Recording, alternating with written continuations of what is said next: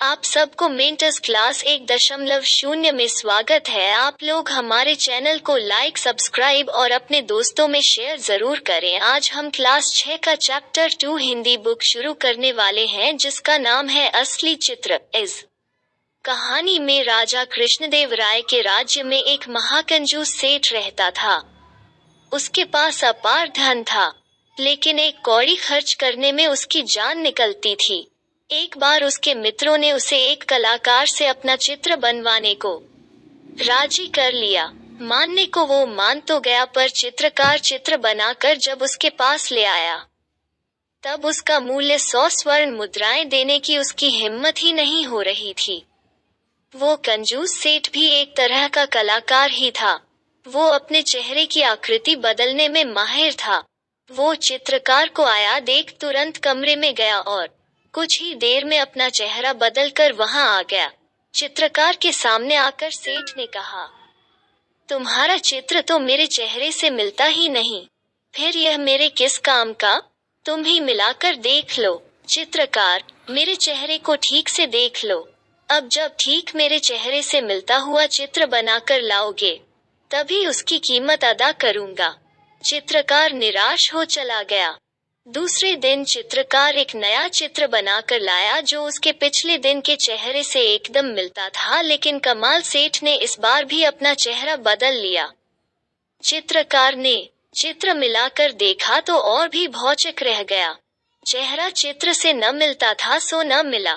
चित्रकार मारे शर्म के पानी पानी हो गया। उसकी समझ में यह बात नहीं आ रही थी कि आखिर उससे ऐसी गलती हो कैसे जाती है।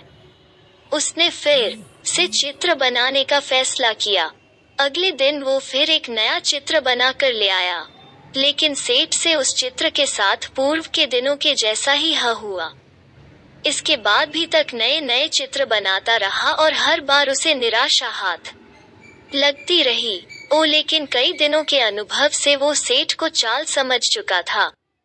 वो सेठ की कंजूसी को भी जान गया था और पैसे न देने के बाद भी वो कई दिनों की अपनी मेहनत को बेकार नहीं जाने देना चाहता था। कैसे कंजूस सेठ से पार पाया जाए, इस पर खूब सोचने के बाद उसने तेनालीराम से मिलने का फैसला किया। उनके पास चित्रकार ने अपनी समस्या रखी और कोई समाधान निकालने की प्रार्थना की। थोड़ी देर सोचने के बाद तेनालीराम ने चित्रकार को सलाह दो, कल तुम कंजूस के पास एक आईना लेकर जाओ और कहो कि आज आपका बिल्कुल सही चित्र लेकर आया हूँ। खूब ठीक से मिलाकर देख लें, प्रतिभर भी फर्क आपको नहीं मिलेगा। बस इतना भर करो और तुम्हारा काम चांदी। कल होकर चित्रकार तेनालीराम के कहे अनुसार आईना लेकर कंजूस सेठ के पास पहुंचा। सेठ के सामने आईना रखकर उसने कहा, सेठ जी, आज आपका बिल्कुल सही चित्र बनाकर लाया हूँ। देख लें, इसमें किसी प्रकार की त्रुटि की गुंजाइश अब नहीं है। इस पर सेठ बहुत झुंझलाया और बौखलाकर बोला, अरे यह चित्र कहाँ है? यह तो आईना है।